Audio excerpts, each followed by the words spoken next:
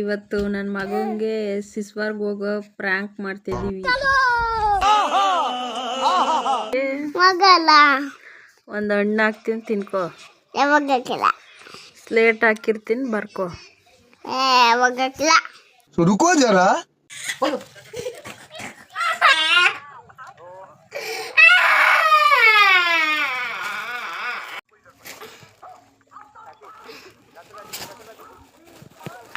ನನಗಿದ್ರ ಒಂಥರ ಸಂತೋಷ. ಫ್ರೆಂಡ್ ಅಂತ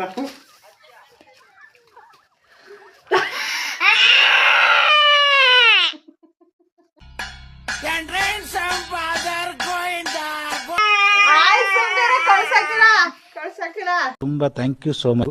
ಸಿಕ್ಕಾಪಟ್ಟೆ ಖುಷಿಯಾಗಿದೆ.